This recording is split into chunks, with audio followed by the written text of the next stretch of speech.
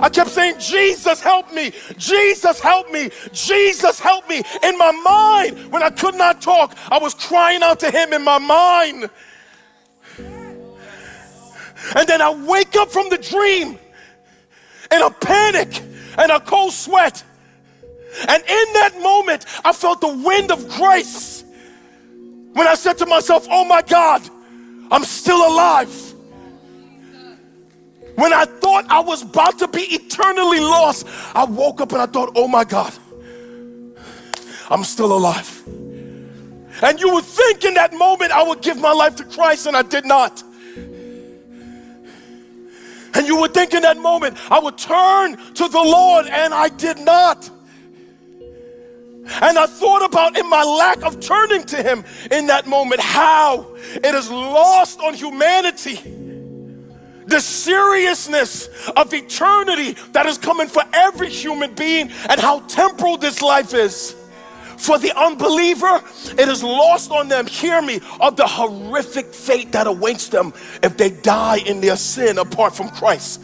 They have no idea of the horrific and graphic fate that awaits them. When I stroll through social media and I see unbelievers, rappers, R&B stars, athletes, ignorant people, sages, gurus, all these people in false religions, when I stroll through social media or walk the streets of Atlanta, my heart be broken when I think about God. All these millions of people, if they die, they have no idea what they're about to suffer if they die without the safety of Christ.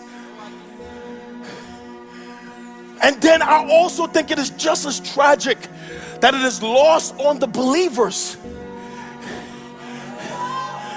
That it is lost on believers, especially in America, about the seriousness about eternity, a seriousness that should impact our prayers and our priorities and our passion, and yet it does not. For too many of us, it's only Sunday morning, and then there's no thought after that of the fleeting nature of this life, how all of it is temporary, here today, gone tomorrow. And so we waste time and we waste days in ancillary things that seem noble, and other things that are a complete waste of time. Watch, we give no thought to the Great Commission, or we give no thought to the person who called us to himself and called us into a kingdom and called us, watch, to the harvest fields, hear me, that Jesus said is ripe for harvest. And yet you're at work and you don't pray.